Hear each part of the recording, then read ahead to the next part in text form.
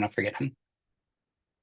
And then our topic for today is going to be cardiotoxicity and BTK inhibitors, what CLL patients should know.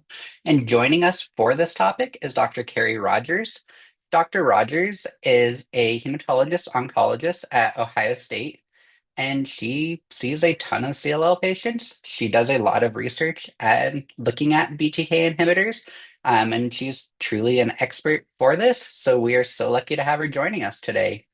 Um, Dr. Rogers, I'm going to go ahead and turn it over to you. Thanks. I am really excited to talk about this topic. I made some slides to cover some of the content for this, just so um, everyone can sort of see where some of the science is behind this. Someone let me know if the screen sharing is not working, but it looks good on my end. Great. Okay, great. So I'm Kerry Rogers. I'm an associate professor in the Division of Hematology at The Ohio State University. And that was a very nice introduction. I do see a lot of patients with CLL and do research in this area and have participated in a lot of research on BTK inhibitors and cardiotoxicity that our group has done. And this includes, we have some cardiologists that work with us. In a field called cardio-oncology, which actually kind of helps with this understanding BTK inhibitor cardiotoxicity. So I'll try to spend maybe half an hour or less talking about some of the data, and then I'm really excited to answer your questions on this topic to the best of my abilities. To open, these are my disclosures. So these are companies that I either received research funding from or do consulting for. As you can tell, these are a bunch of companies that make BTK inhibitors because that's the kind of research I do. And just to give you a brief overview of what I'm going to discuss, I'm actually going to open with the importance of BTK inhibitors in CLL treatment because I think it's really a good idea to understand what these drugs mean for the treatment of CLL, as opposed to only talking about the side effects where it's like, why are we even doing this, you know? Then I'm going to talk about the different agents a little bit, and then the key cardiovascular toxicities, which is hypertension, which is the medical word for high blood pressure, and then arrhythmias, which is abnormal heart rhythms, and then just a little bit on strategies that can reduce the risk of these agents a little bit.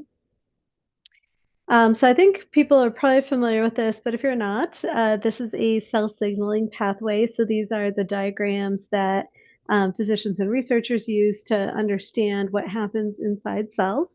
And BTK inhibitors inhibit a protein called Bruton tyrosine kinase, or BTK, and that's actually a protein involved in cell signaling in a pathway called the B cell receptor signaling pathway, which is what's diagrammed here.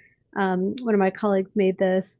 And I've used it quite a bit and actually added to it as we've had new BTK inhibitors, because blocking this B cell receptor signaling by inhibiting this BTK protein, which you can see is right in the middle of this whole thing going on here, is actually a highly successful way to treat CLL and a variety of other B cell cancers. So CLL is a cancer of a type of cell called a B lymphocyte, and this B cell receptor signaling is important to them. So when you break it, that's why these drugs work so well.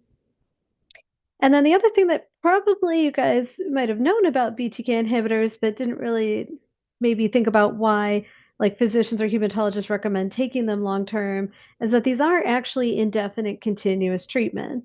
So BTK inhibitors are usually once or twice daily oral medications that are pretty convenient. You just take the pills, but they don't have a stop date.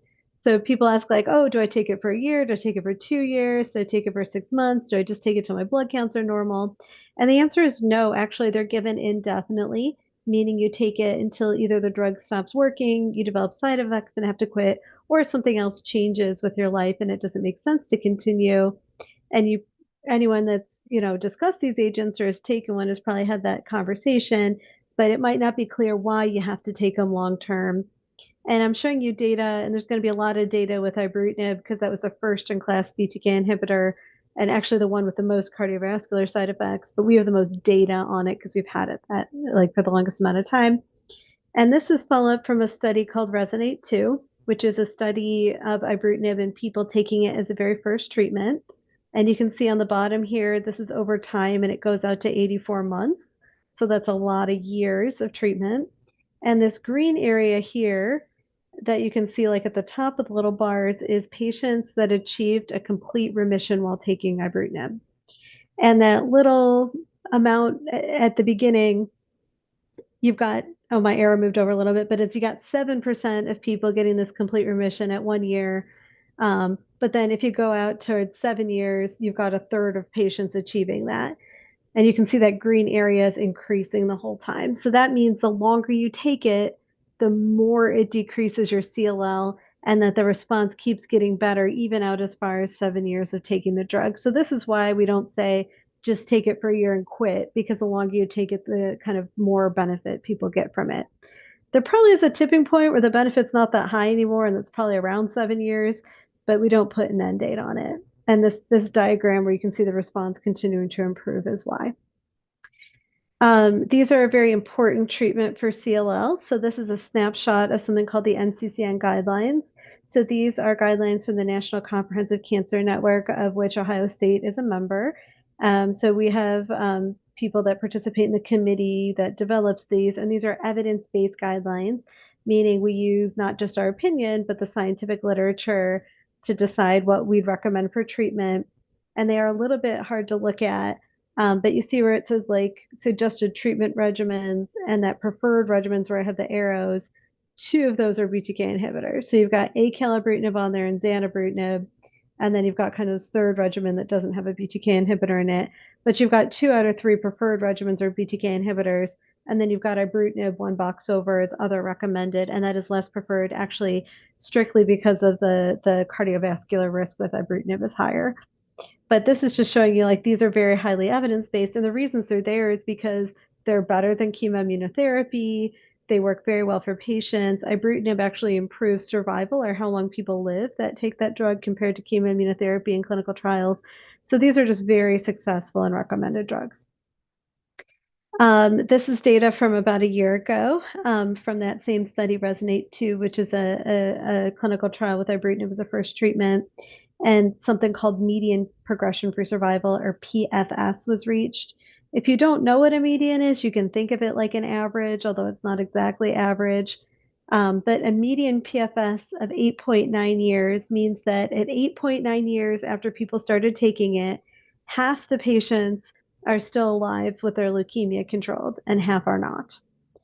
So that's really good. So you've got 9 years. Just as an example, chemoimmunotherapy is nowhere near close to this. So you've got, this is the longest median progression-free survival for an initial therapy in CLL. So this is really like one of the most effective treatments we have. I do think that zanubrutinib and acalabrutinib, the newer BTK inhibitors, will be as effective. We just haven't had them 8.9 years, so we don't have this information yet. Okay, and then this is something I want to show everybody as well. Again, this is a lot of diagrams, but this is pooled data, which means they combine data from 3 different clinical trials that studied ibrutinib, again, because that's the one we have the most experience with as like a very first treatment. And they graph them together, and that's actually what that yellow line is. So this is survival. So that line, you can see it says months since initial diagnosis. That's initial diagnosis of CLL. So you can think of it like a timeline. And then you've got percent survival, and that's the percent of people that are alive. So you're probably looking at this and you're saying like, wow, at 10 years, which is that 120 months, most people are still alive. That's good. Not everybody is still alive, but I think we know that people don't live forever, and a lot of these people died of things other than their CLL. And, it is a natural part of the human experience that people die eventually, so you're never going to see 10 years of nobody died at all. And that blue here is that's underneath there. See, it's kind of like underneath the kind of yellow or goldenrod is age-matched general population.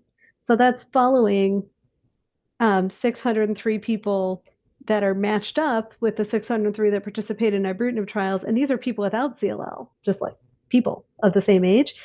I think they were matched for like other health conditions and gender and such, or biologic sex.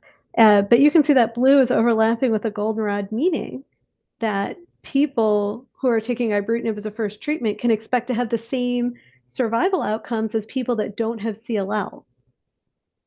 So this means that people aren't really dying of their CLL if they got this as a first treatment. And so that's a pretty important thing. to say that with some of these newer therapies, people's survival is limited by other stuff and not usually just their CLL. So that day is with ibrutinib. I think it'll be true with other therapies. Again, this is just the BTK inhibitor we've had the longest. So we're able to do that. Okay, so that was the good news about BTK inhibitors before I get to the bad news. I did put together this list of FDA-approved covalent BTK inhibitors. You might think like, why didn't she mention pirtobrutinib or Jaypirca on here? And that is because it is not a covalent BTK inhibitor. That is actually a non-covalent BTK inhibitor that is used after these other treatments. So it is not a first treatment, and it's used after covalent BTK inhibitors. So I'm not going to talk about that very much until the end because it's used in a very different setting than these. So these are the three FDA-approved covalent BTK inhibitors. They're approved both as a first treatment or a subsequent treatment. They all actually bind the target protein BTK in the same site. So if you take acalabrutinib till it stops working, zanubrutinib is not going to work for the CLL. So people get kind of one opportunity to take these until it stops working. However, you can switch around if people don't tolerate one of them. But they all have like the same basic mechanism. And I could have put in there like the year in which they were initially approved. And then some of them are approved in combination. Acalabrutinib we're expecting will be approved in combination with venetoclax soon. That's now in the NCCN guidelines. I hadn't updated that slide.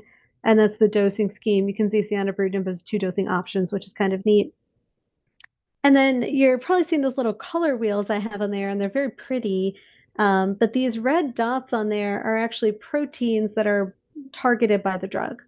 So you're probably thinking like, oh, I thought we just wanted to target BTK. And that's true, that's what we want to do. But the reality is there's other proteins that are similar to BTK that kind of get targeted as collateral damage, as like an off-target effect, like a protein similar to BTK that these drugs bind, but you didn't really want to inhibit it. And so you can see here, the red dots are proteins it hits. The size of the dot is how strong that kind of binding is. And ibrutinib has the most red dots, so it's the least selective.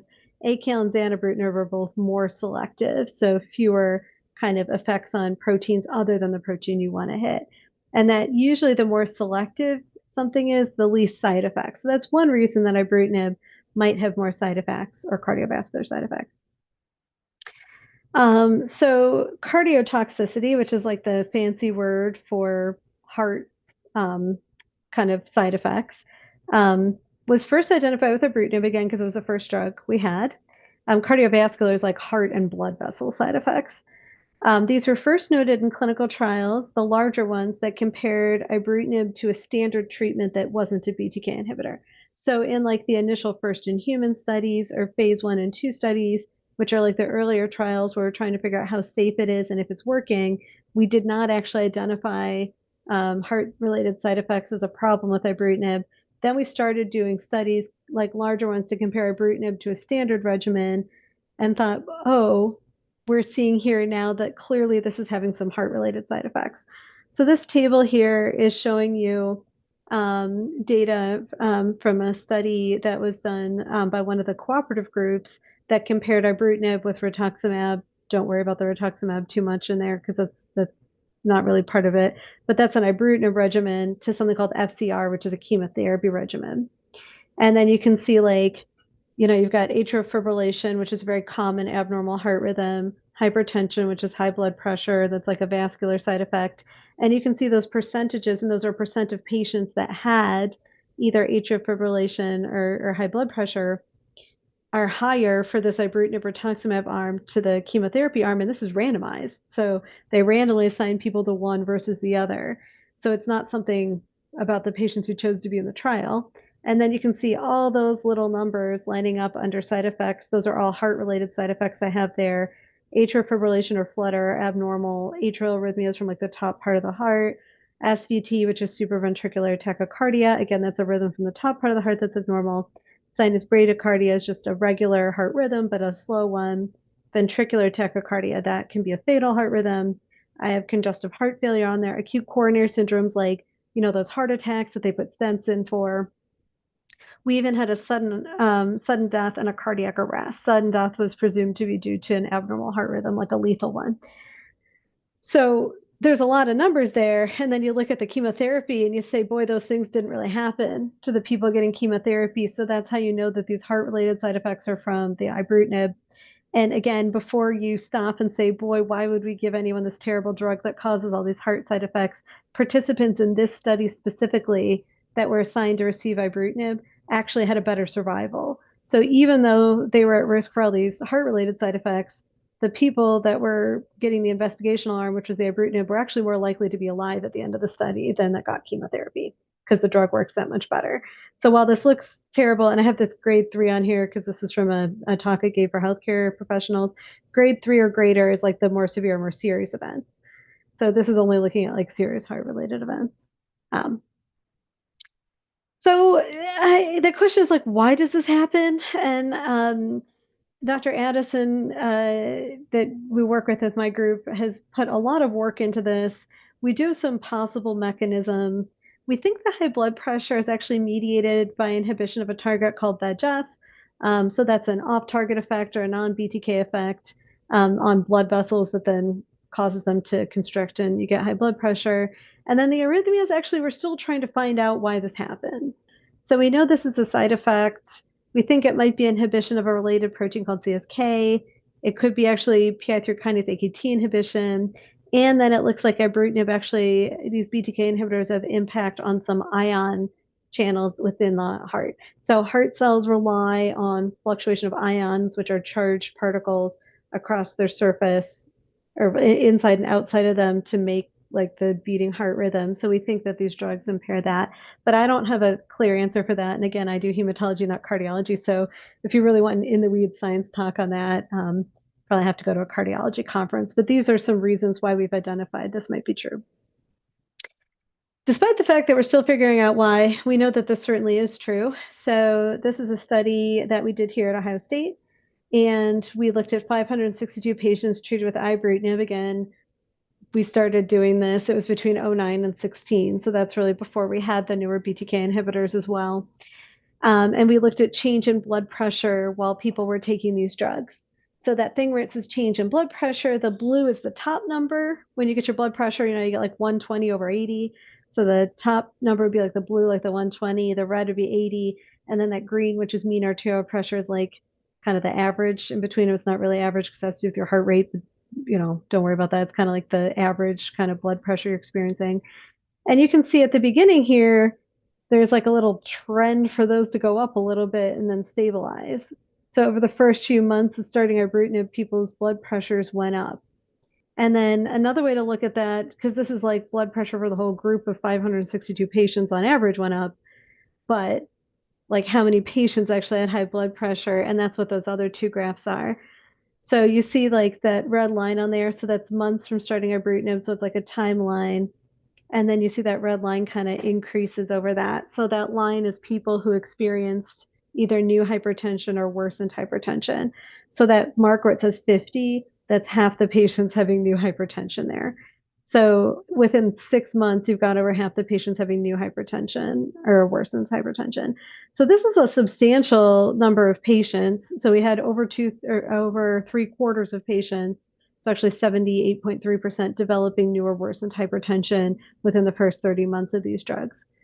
So before you say all hope is lost, you can control people's blood pressure with additional medications. This doesn't take that into account, but a lot of people had to take additional blood pressure medication to control their blood pressure, is what I'm saying. The other thing we know is that this new worsened hypertension which is high blood pressure, was associated with something we call MACE. MACE is a cardiology term and it stands for major adverse cardiovascular events. So those are heart events like heart attacks, atrial fibrillation, things that were bad, like heart related side effects. And that hazard ratio of 2.17 is like the statistical term for that. But it basically means if you had new or worsened high blood pressure with ibrutinib, you were markedly more likely to have a heart attack or something, that's a heart related issue occur as well. It did show that blood antihypertensive medications, which is literally blood pressure pills, so taking those did reduce this risk. So developing high blood pressure from BTK inhibitors was associated with heart related problems and issues occurring related to that. However, all is not lost. blood pressure medications decrease that risk. And we did actually look at the type of blood pressure medication to see if we could say, like, oh, this particular class or type of blood pressure medication is best. And it actually didn't seem to matter. What did matter was just controlling the blood pressure. And that's another cumulative incidence curve. So it looks at time since starting the drug, and then those lines are people that had major cardiovascular events, and the blue is those with new or worsened hypertension. The red is those with no hypertension or no high blood pressure. So you can see the blue line's higher. So more people with new high blood pressure had these kinds of events. Okay, so the other kind of thing we look at with this, so high blood pressure is easy enough to measure. Everyone gets their blood pressure done all the time. Heck, they took mine at the eye clinic several times. Like people just love taking blood pressure at clinics. But this is something else that I think is important, which is atrial fibrillation. So atrial fibrillation, if you're not familiar with it, is the most common abnormal heart rhythm in adults. It is rarely experienced by children, and it's actually very common even in people that never take BTK inhibitors. And it's like the top part of the heart beats like irregularly and just kind of wiggles as opposed to contracting in a nice organized fashion. And then the bottom part of the heart kind of picks up and beats kind of a little bit irregularly. So usually you still get blood going to your body, but you don't have this organized like top bottom heart thing going on. Some people have no symptoms for this. Some people have a very high amount of symptoms from this. It really depends on the individual. But atrial fibrillation is very rarely life-threatening. It is, however, extremely annoying. So this is one of the more problematic things to deal with just in terms of the amount of medical care you need for it. There's drugs to control like the rate of the bottom part of the heart or the ventricle squeezing. There's actually blood thinners people get to avoid having a stroke from a clot forming in like the part of the heart on top that's not moving. There's things like, sedating people and shocking them to get their heart back in rhythm and hoping it stays that way. There's even like, ablation procedures where cardiologists go usually through the groin up into the heart and like change the electrical activity. So this is just something that requires a lot of care and is really annoying to deal with and can cause a lot of problems for people. It's actually my least favorite abnormal heart rhythm to be treating, just because of how like kind of all the stuff that goes with it. So, and you can see the incidence here. These are again these kind of curves where it's like time on the bottom, and the line is like percent of people that had this. The percent here is expressed as a decimal, so that it looks a little bit different. But you can see like that red line, it's going up even out to 5 years. So literally, the longer you take a BTK inhibitor, this is ibrutinib, the more likely someone is to get atrial fibrillation. And this was 13% by 3 years of treatment in this particular study. We think from larger studies, it's somewhere between 10 and 20% of people. So that's 1 out of 10 to 2 out of 10 will get this heart rhythm if they take BTK inhibitors for years, ibrutinib specifically. Also, if people had had an episode of AFib in the past, but were no longer experiencing it when they started ibrutinib, that naturally increased their risk of getting it when they took ibrutinib treatment, unsurprisingly. So this is a lot of information, but the upshot is, we talked about ibrutinib, and then there's these two other covalent BTK inhibitors, acalabrutinib and zanubrutinib. And there's actually two head-to-head trials that were done in people who had taken a prior treatment for CLL and needed treatment again. Elevate RR was the name for the one with acalabrutinib, Alpine was the one with zanubrutinib, and these studies randomized people to either ibrutinib or the other drug. So there was one that was ibrutinib versus acalabrutinib, or ibrutinib versus zanubrutinib. And then the whole goal was to compare the effectiveness. They were designed a little differently. Um, the newer drugs were for acalabrutinib was as effective as ibrutinib. Zanubrutinib looks slightly more effective than ibrutinib, and that's at controlling the CLL. But what's interesting here is that you can actually look at AFib and high blood pressure and say, was that different again in this randomized study? And remember, randomized studies are how we learned that ibrutinib was causing these side effects compared to chemotherapy, right? So this is actually a really powerful way to look at this. So these are these cumulative incidence curves that I keep showing you because this is how doctors look at this. But this line on the bottom, that's months since starting, well, since kind of joining the study or starting treatment on study. And then the red line is people that experience the side effect with acalabrutinib, or the bottom it's like an orange, that's zanubrutinib. And then the blue line is people that experience that side effect with ibrutinib. So you can see on the top that blue line is above the red line. That means more people had that side effect. And so I'm showing you atrial fibrillation. I don't know if you can see my mouse with acalabrutinib versus ibrutinib, atrial fibrillation with zanubrutinib versus ibrutinib.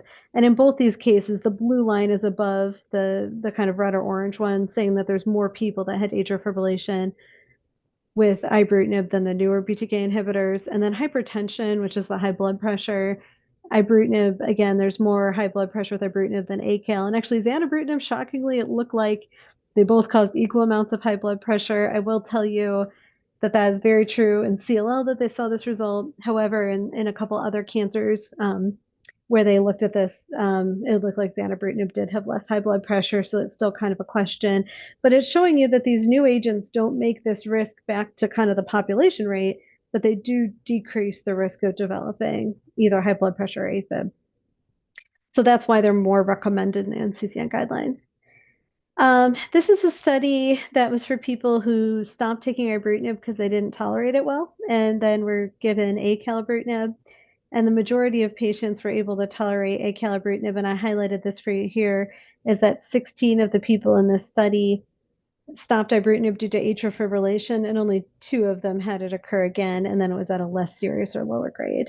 So this really does say that, and actually there's a variety of other side effects too that were less. So while I did tell you that if you take one of these covalent BTK inhibitors till it stops controlling the CLL, that the other ones won't work, you can absolutely switch for side effects. And it also supports when you see AFib not really recurring as much with the newer drug, that the risk to the heart of both acalabrutinib and zanubrutinib is less. Okay, so then just a few words on the really scary stuff. So this is ventricular arrhythmias. So these aren't the top part of the heart. This is the bottom part of the heart that pumps blood to your body. Ventricular arrhythmias are frequently lethal, meaning people die of them and within seconds of developing them. If you ever see like those AEDs we have in public, like those little suitcase things with little pads that you shock people with at like soccer games if someone collapses, that's what these ventricular arrhythmias are, what that treats. So it is something people usually die of, and if they're not promptly shocked back into a normal heart rhythm, they remain dead. So this is bad things you don't want to see happen. This is a study again looking at patients at Ohio State because we have a lot of people taking BTK inhibitors, so we wanted to see what happened. I will say not all of the ventricular arrhythmias here were lethal. There are some that are not lethal. Like you can see I listed on the bottom which ones were included. There's also like symptomatic PVCs, which causes like heart palpitations. Sometimes there's something like sustained ventricular tachycardia that doesn't cause any symptoms and reverts back. So these aren't all lethal abnormal heart rhythms, but this is the category of heart rhythms people don't really want to be having, not just because they're annoying, but because they can be very life threatening. So you can see that on the one side where it says incidence of ventricular arrhythmias with ibrutinib is that blue line. So again, not that many people had it. That's why the curve's not as smooth. And then you see that dotted line is how many we would expect in that age matched population. And another way of looking at that with the bars is you can say, okay, this is the incidence of ventricular arrhythmia per 100,000 person years, meaning if you had people and followed them for, if you had well, it would be 1,000 people for 100 years, but kind of math. But that's like how, or 100,000 people for 1 year. It's basically a time span you follow people. You can see ibrutinib actually had the most risk for ventricular arrhythmias. Acalabrutinib had less, and then that smaller green one is how much you'd expect in a healthy population not taking these drugs. So you can see both these drugs increase your risk of getting these ventricular arrhythmias, and the ibrutinib does more so. Even so, the risk is very small. The risk of sudden cardiac death with ibrutinib is far less than 1%. So don't panic and think these drugs are killing people all the time. And remember that survival is still better for people that received that than chemotherapy. So even though this is a risk, it does not mean that these drugs are completely unsafe and shouldn't be used. It is the thing that we worry about. And again, 100,000 person years is a lot, right? That'd be 100,000 years for one person. So just thinking about it, like this is not a very common event, but it is showing you that this is a risk.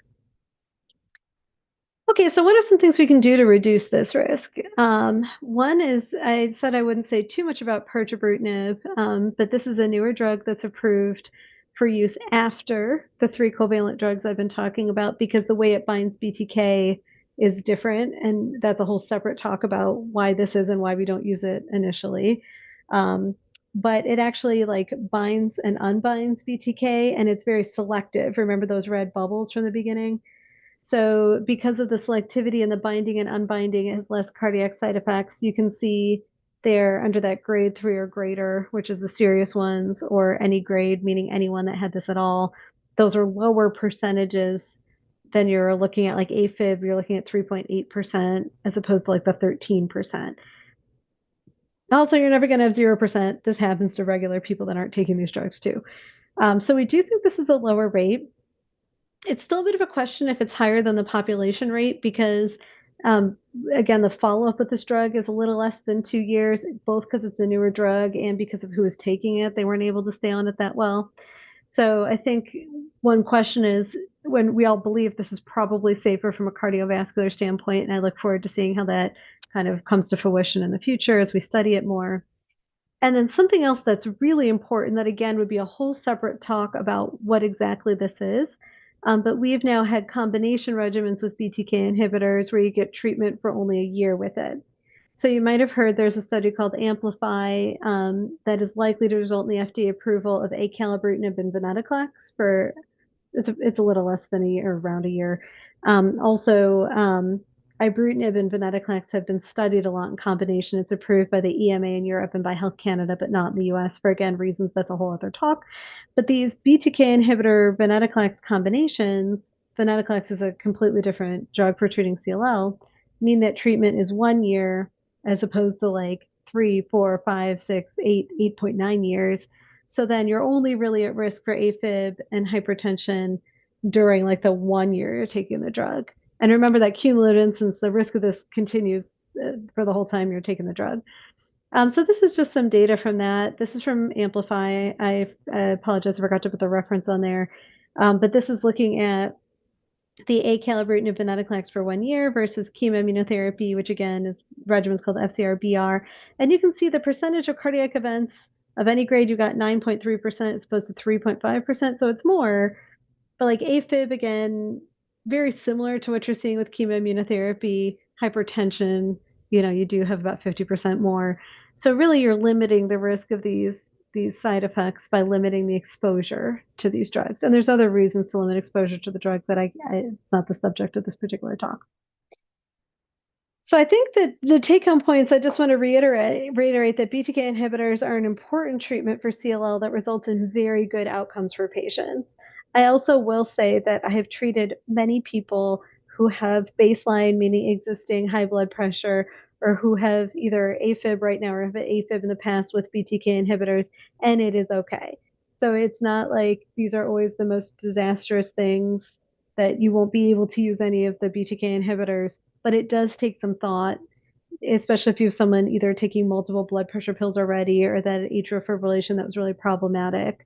When you're trying to pick a treatment, you have to think about that with the BTK inhibitors because they all seem to have this risk of high blood pressure or AFib. This risk is the highest with ibrutinib, so the newer agents like acalabrutinib and zanubrutinib that are more selective have a lower risk of this. It's not zero, but it's lower. Decreasing the exposure of the drug can help with some of these newer combination regimens. And then I think I made this point, but you want to manage your cardiovascular health. So taking blood pressure medication still continues to reduce this risk. So I think that was a little longer than I was trying to talk for, but I'll end there with a picture of the James Cancer Hospital where I work and take any question. Yeah, that Awesome. was, go ahead. Oh, I was going to stop sharing the screens. There we go. Um, that was great. I think that was super informative and just want to let everyone know this topic isn't meant to scare you. It's just meant to inform you. Like you did a really good job of driving home that BTK inhibitors are used a lot because they're effective. But this is just meant to bring awareness to this topic. But now is time for a Q&A, so you can feel free to ask your questions in the chat, and I'll go ahead and read those off. But while we're waiting for some questions to come from the audience, I did want to ask, is there any benefit to patients on BTK inhibitors to potentially seeing a cardiologist every once in a while, just to make sure that things are in check, or is things like blood pressure and checking for AFib, like, is that all pretty standard stuff that you're able to do in your office? Yeah, we definitely examine people for atrial fibrillation. We do check the blood pressure in my office. I will say, though, I think there's something about walking into my clinic that makes everyone's blood pressure higher. So I do encourage a lot of people to check their blood pressure at home, and then they can bring us what it is at home. And what it is at home is more important than what it is in my clinic, but we do those things for sure. I think, it depends on people's health. So if you have someone that already has like high blood pressure, you want to make sure it's doing well before you start a BTK inhibitor and make sure they know how to check it at home. They're going to do that so they can catch it if their blood pressure increases. I think, if you have someone that's had a heart attack in the past or had AFib in the past, or already sees a cardiologist for heart disease, we definitely recommend they see their cardiologist to discuss if they need any more optimization before starting a BTK inhibitor, like any changes to their medication. If you have someone that's having symptoms that could be due to heart-related problems, we get that evaluated before starting a BTK inhibitor. So I do think that sometimes it's worth doing extra testing. However, if you've got someone who's like younger or not even younger, but very healthy, has no risk factors for heart disease, we just check their blood pressure and examine them. We don't have to have everybody see a cardiologist. So it depends on what your other risk factors are. Because, like everything, this is like a pooled risk, right? So the BTK inhibitor adds some risk, you know, existing hypertension adds some risk. So if you're kind of at low risk to begin with, it's probably fine. But if you've already got some risk factors, then we recommend making sure that gets managed. And then uh, this question here, is there any specific scenario or specific patient populations where you would prefer to use ibrutinib over a different BTK inhibitor, or now that the others are on the market, you tend to lean towards the newer? That's an outstanding question. So, given that the heart-related risk is higher with ibrutinib, I generally don't prescribe that over acalabrutinib or zanubrutinib. I prescribe the newer ones. That being said, there are a few people that still actually prefer ibrutinib. One group of people is people that have taken it before. So I have some patients who have taken it as part of an ibrutinib venetoclax clinical trial, and then they needed treatment again in the future. Like, but I liked it and it went so well before. I already know it, and they already did well with it. And so if they want to return to a drug they know is well tolerated for them, I'm totally fine with that. Especially when like acalabrutinib can cause headaches, or they could get another side effect from one of the other drugs. The other thing that I think is a question where I would definitely try to prescribe ibrutinib is there is some data recently presented at the major hematology meeting saying that for patients undergoing a therapy called CAR T cell, adding ibrutinib during that process improves outcomes or how well the CAR T works. And that data was with ibrutinib, and it hasn't really been tested with the other BTK inhibitors. So I would use ibrutinib there. But for CLL in general, no, I use the ones with less cardiovascular risk. Okay. And then let's see here. When do you expect that the FDA combination of acalabrutin and venetoclax might be approved? This individual, their CLL specialist, won't add venetoclax until it's approved, until the FDA approval officially happens. Huh. So Any outlook on that? no, I think we hope like anytime. I heard AstraZeneca submitted it to the FDA, and then it just takes how long it takes because this is a big deal. I will tell you, it is in the NCCN guidelines. I hadn't updated my first slide where it had that box of treatment.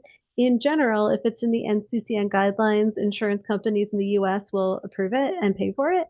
So I have prescribed a few patients acalabrutinib venetoclax like off-label, meaning it's not approved in combination yet based on the NCCN guidelines. And that's certainly a science or evidence based thing to do. And if it's in those guidelines, most insurance will pay for it.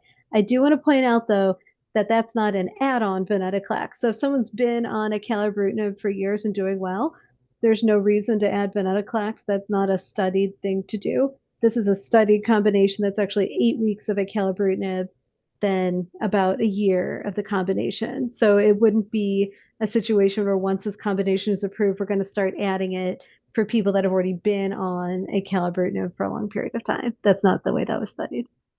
Okay. And then I'm going to group a couple of these together because I feel like they go really well together. So one of them is, does hypertension decrease after going off a BTK inhibitor? And then the second part of this is, have you seen that a dose reduction of the BTK inhibitor can potentially mitigate some of these cardiovascular risks? So the answer to the first question is most of the time, yes. So if someone has high blood pressure that occurred while they're taking a BTK inhibitor, when they stop it, it usually goes away. If you had high blood pressure before the BTK inhibitor, it's probably not going to cure it by taking a BTK inhibitor and then stopping it. And of course, like again, people could develop other reasons their blood pressure is high. So I don't promise people their blood pressure or will go back to totally normal after a BTK inhibitor. But in general, yes, you do see a reduction in blood pressure when you stop a BTK inhibitor. I also had people taking ibrutinib that had high blood pressure from it. That when acalabrutinib came out, that was approved before zanubrutinib, if you switch people to acalabrutinib, you can see their blood pressure comes down on the other drug. So there is some drug specific effect there for sure. And then what was the other part of the question? About dose reduction. Oh, dose reduction. Yes. Yes, actually, dose reduction can be effective. There's a lot of data that actually the manufacturer for ibrutinib has gathered, which is very, very good that dose reduction after you've been on the drug for a while doesn't negatively impact the outcome, meaning it works as well if you reduce the dose, probably not in the first few months, but once people have been on it. So dose reducing ibrutinib is actually an effective way to manage side effects. And I would expect that for maybe not everybody, but for some people, dose reduction might help. I think it is definitely worth trying to see if that works. I think it definitely could. If someone has a lethal heart rhythm where they like dropped dead and had to get shocked back, I would be done with ibrutinib. That's the end of that. I've only ever had one patient experience that, and he is still alive and well. But like short of that, I think dose reduction is an excellent thing to try. Okay. And then this is another really good one. Do you recommend checking your own blood pressure at home? If so, how often and what level is concerning? Oh, that's a good question. Yeah, actually, home blood pressure monitoring is the best way to do that. All the literature for actually from cardiology and like people looking at blood pressure, really like primary care and stuff, really suggests that monitoring at home is the best way to keep track of your blood pressure. You can get a very nice blood pressure cuff that'll like send the data to your phone and everything on Amazon for like 30 some bucks. You can get them even cheaper. So I make sure though that you know how to do it. So you can look up on the internet how to do it. You have to sit still, upright, feet on the floor. Definitely get an arm cuff and not a wrist cuff. And then you can actually take your blood pressure cuff into any doctor's office where they check blood pressure to make sure that yours matches up with what they're getting or close enough. And then how high is too high depends on you and what your goals are. In general, you want your top number to be less than 130 and your bottom number to be less than 80. That is kind of aggressive. So, especially in adults who are older, there are some different targets. If you get things that are like 150, 160 over like 90s, that's not good really for anybody. But you can always ask either your hematologist, cardiologist, or your primary care physician what a good number is for you for blood pressure. And then um, it depends on like if you are starting blood pressure pills, stopping blood pressure pills, just started a BTK inhibitor, you'll probably want to check it about once a day. If everything's going great with your blood pressure, maybe once a week or once a month would be good, depending on if it's changing. And just remember your blood pressure is supposed to vary. So like if you check it first thing in the morning, if you check it after you run up a flight of stairs holding laundry, like it's going to be different. So if you're worried about a high reading, the best thing is to just check it more frequently for the next day or two and make sure it's not staying that way. Okay. And then we have a couple. I'm trying to work through these. But this one is one that I think is really interesting. So this is a younger individual who's asking this question, and they had been healthy. They're on Brukinza. Um, they started Brukinza last month, post relapse of O plus B, but they ended up presenting to the ER because of health related issue or heart related issues. They had a resting heart rate like over 140, like high. Yep. Um, they're trying to figure out. Is this a known early adverse effect to Brukinsa? They're running to figure out, could this be med-related, or could that high heart rate be potentially caused by something else? Hmm. That's an excellent question. For anyone that doesn't know, Brukinsa is the brand name of zanubrutinib. So they're talking about zanubrutinib, which was one of the less cardiac side effect BTK inhibitors. So all cardiac things, it's like a pooled risk thing. So it's hard to say yes, it's the drug versus yes, it's something else. Sometimes it's easy if they find nothing else wrong and you stop the drug and it gets better, then you restart the drug and it comes back. You're like, yeah, that's the drug. Um, but it certainly could be we can see side effects quickly after starting the drugs. It can actually cause inflammation of the heart, which can cause some of these abnormal heart rhythms. And a resting heart rate of 140 is definitely abnormal, and I don't know if that was like a normal rhythm, just too fast, or an abnormal rhythm, or whatever. But yes, you can see early cardiac side effects. And I would probably suggest, especially if they're younger and they didn't have heart problems to begin with, making sure you see a cardiologist or someone that actually does oncocardiology with some expertise in these drugs, because it can be very difficult.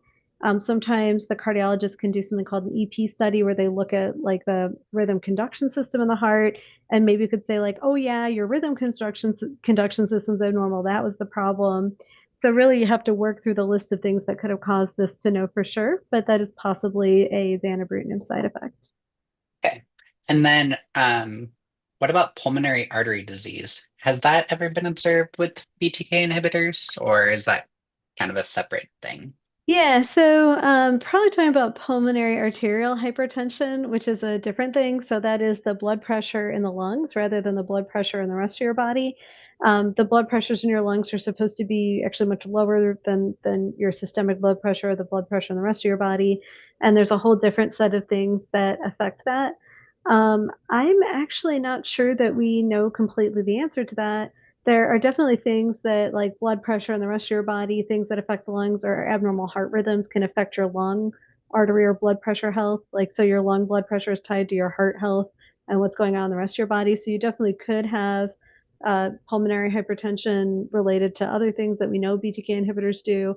The other thing is we don't check blood pressure in the lungs, right? Because you can't just stick a blood pressure cuff in your lungs and measure that. So the way it's usually measured is estimated off of an ultrasound of the heart called an echocardiogram. And I don't know that there's enough organized studies to say for sure that BTK inhibitors do or don't have an effect. There's not one, it's not like a listed or known side effect, but I think it could affect the lung blood pressure or pulmonary artery hypertension because of either impacts on other heart or vascular things, or just, we've been unable to look at it carefully because it's really hard to measure. Okay. All right. And then there's been a couple of questions in here actually about if mutated mutation status has an impact on this. So Yeah. mutated or unmutated, is that known to have an effect or a correlation with these BTK Yeah. Yeah. toxicities? Yeah, so you're talking about like IGHV mutational status, right? And Yes. actually, I'll widen that to be the subtype of CLL with like deletion 17p or any of those. As far as I'm aware, the risk features or genetic features of the CLL, either IGHV status or anything else, does not impact your risk of heart or vascular related side effects from BTK inhibitors. Those are separate things. People with IGHV mutated CLL, because they do better, especially if they were treated with something else first, might be on it longer because it's going to work for them for longer. So you might have more opportunity to get high blood pressure from it if you're on it for more years than someone with high risk previously treated CLL that's on it for shorter. So it might be that people with lower risk CLL have more exposure and that could change that. But as far as I know, the CLL features do not impact the risk of getting heart related side effects. Good to know. And then this one is a really good kind of follow-up question to one that we asked earlier. But if reduced doses of BTK inhibitors can mitigate some of these cardiovascular risks, should patients at high risk be started on a lower dose right at the beginning? That's a good question. I think the answer for right at the beginning is probably no. So BTK inhibitors actually bind BT, so not pirtobrutinib, but the three ones we're talking about, ibrutinib, zanubrutinib, and acalabrutinib, are bound by BTK and never unbind it. So they're actually cleared from the body as they're bound to the protein.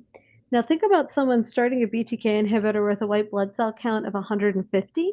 There's a lot more BTK there. So the drug gets cleared out of their system as it's doing its job binding all the BTK in the body. So it is very likely that people need higher doses, that everybody starting these drugs needs higher doses for the first months of treatment than they need a year into treatment. So I would not suggest an immediate or initial dose reduction for someone taking a BTK inhibitor by itself, because it's very likely that to get maximum occupancy of BTK or get all the BTK in your body bound to drug, you need more drug at the beginning because there's more BTK there. It is likely that everybody needs far less BTK inhibitor dose a year or more into treatment, but we haven't really done the research to define what the optimal dose is over time. So I do think if someone has a lot of cardiovascular risk factors, not at the beginning of treatment, but once they're kind of in a good clinical remission, that would be a time to discuss with your cardiologist or, sorry, hematologist or both. But we don't really have good data there that dose reducing in the absence of side effects, you know, helps. So we don't know that that works, but it would be a good discussion for someone at high risk, but it wouldn't be the beginning. It'd be after you're in a remission. Um, And then, so you mentioned that there's medication to help control hypertension. What are some of the known side effects of those hypertension medicines? If patients are perhaps worried about that, I know there's different Yeah. classes and everything like that, but is there kind of a known side effect profile? Yeah, so all the different antihypertensive or blood pressure pills have their own special set of side effects. Some common ones can be fatigue or feeling tired. So a class of drugs people have probably heard of amlodipine. The brand name is Norvasc. That can actually cause leg swelling.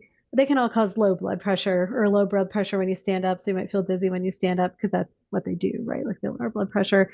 But you're looking at amlodipine causing leg swelling, drugs that in a class called ACE inhibitors, lisinopril is probably the one most people have heard about, can cause a chronic cough.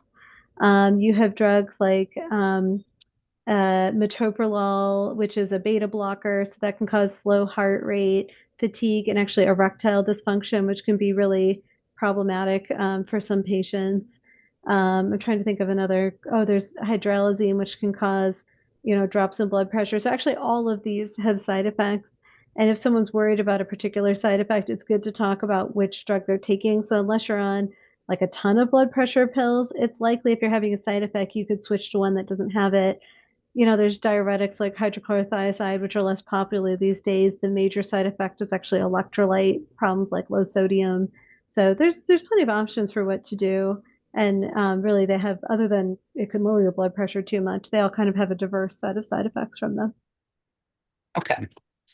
And then this one I'm going to do my best to ask, but does acalabrutinib only cause AFib? Are there any other heart issues that can be caused by acalabrutinib? Yeah, so instead of saying cause, I would say increase risk for, right? So Okay. it's not always just one thing that does it. So like having blood pressure before you take the drug makes you more likely to get side effects. And acalabrutinib increases your risk for atrial fibrillation. It does increase your risk for those ventricular arrhythmias, which again are extremely rare, but really the problematic ones I was talking about. And it does increase your risk for high blood pressure too. So it's not just AFib, it is still the whole package. It's just the increase in risk is less with that than with ibrutinib. Okay. And a follow-up tag on that one was so this individual is on acalabrutinib, and then they experience some chest pain at night. They're currently off of acalabrutinib until they see a cardiologist. Just do you have any words of advice on how to explain that these issues only occur while they're on acalabrutinib? Just telling their cardiologist that they've had these experiences while taking acalabrutinib, or Actually, acalabrutinib can cause heartburn, which is a very common cause of chest pain at night in bed. So oh, my yeah, so my it's not just heart related side effects like we were focusing on heart related today. But I strongly suggest that person follow through and get the cardiology workup. My best advice is just be very honest with your doctors about what you're experiencing or what you think might have caused it or what else you notice. And I would tell your cardiologist that this, if it did only occur when you're taking the drug, tell them that. And then they'll hopefully ask you some questions because they should. And then usually what people do is rule out what you're really worried about, which is like coronary artery disease. That's what causes like the heart attacks where you get a blockage and all that. And to make sure that that's not a cause of your uh, chest pain at night. But there are some other things which are very annoying but less serious, like heartburn, which can be kind of caused by some of these drugs too. So even if it's not a heart thing, could still be the acalabrutinib. I'm not saying don't see the cardiologist though. Please get that excluded before you think it's heartburn. And then this is going to be our last question because we are at time. Um, but so this person says that they know that this talk is about BTK inhibitors, but are there any known cardiovascular problems with venetoclax? Hmm. Maybe they're trying to weigh which treatment option is best for them, and they may have some concerns about these cardiovascular issues. That's a great question. The short answer is no, or not of the kind that we're talking about here with BTK inhibitors. You never know for sure, but when you look at studies of venetoclax, you're looking at rates of people getting AFib or hypertension that are very similar to what you'd expect to see in just a group of people that just lived for that amount of time, right? So stuff that happens to everybody, because people get AFib taking no pills. So, and then also it looks similar to the rates you'd see with chemoimmunotherapy, and in phase 3 studies with venetoclax, rates of AFib and high blood pressure are similar to the rates with the comparator drugs that aren't a BTK inhibitor and aren't venetoclax. So for people that are really worried about worsening high blood pressure, AFib, or had AFib before that was the worst thing that ever happened to them, I have patients where their AFib experience was worse than their CLL experience. So like definitely I would strongly recommend venetoclax in those circumstances. It is common for people with heart failure though, which is a decrease usually in heart pump function, but it can also be a decrease in heart filling that was not caused by venetoclax. When they start taking venetoclax for the first few weeks, you got to have a lot of fluids because of the risk of tumor lysis syndrome. So you do see people that get a lot of swelling or find out they have heart failure or get worsening heart failure just because of the sheer amount of fluid that they're having to take when they start the medicine. So it's not that the venetoclax is hurting their heart, it's just there was so much fluid involved that it kind of unbalanced other things that were already going on in the body. But for anyone that really needs to avoid cardiovascular risk, I recommend a venetoclax treatment without a BTK inhibitor. Awesome. Well, thank you for your wonderful presentation, and thank you for staying on and answering some questions. We really appreciate it. Of course. All right. And as you leave today, I would love it if you would take a couple moments to fill out the brief survey at the end. Again, I'll be staying on if anyone wants to talk to me or perhaps talk to one another. I'll stop the recording and everything like that so we can just have a informal discussion here at the end. But I did want to let you know of a couple of upcoming events that we have scheduled. So on April 25th, we're going to be having an event titled Staying Focused on Care While Managing Associated Costs in Uncertain Times. This one's going to be more of a financial event, and it's actually going to be held with a financial coach here at HealthTree. And then on um, May 28th, so this one's a little bit further out. I'm working on trying to get something to happen in between that as well. But we have one that's about understanding the risk of secondary cancers for CLL patients. And this will be with Dr. Brian Hill. And then I also want to let everyone know that I do have a new podcast episode out. This is about what are BTK degraders, so different than BTK inhibitors. But if you're wanting to learn a little bit about this new class of therapies that's currently being developed, we do have a podcast out on our website about that. And that one was recorded with Dr. Joanna Rhodes. So if you're interested, highly suggest you go and give that a listen. Um, Big thank you to AbbVie for sponsoring this event. Again, we wouldn't be able to do this without them, so truly thank you. And most importantly, thank you to everyone for joining today. Thank you for Dr. Rogers for your wonderful presentation and for answering questions. And thank you to everyone in the community for hopping on or watching this webinar. We love being able to make the content that you guys are interested in. So please feel free to reach out to me at any point in time with ideas for topics, or if you just want to talk. I'm always available for you. My email's here on the screen. And I hope that you have a great rest of your day. I'm going to go ahead and close my slides and I'm going to turn off the recording. If want to stay on and talk for a little bit longer, you are more than welcome to do so. But if you choose to leave, I hope you have a wonderful day. Just wanted to say thanks for having me. Of course. No, thank you so much for doing this. I really appreciate it, and you did a wonderful job. Well, thanks. It's always fun. This is one of the more fun things I get to do. So Love it. I'll But see you have a guys. great rest of your day. Bye. Bye.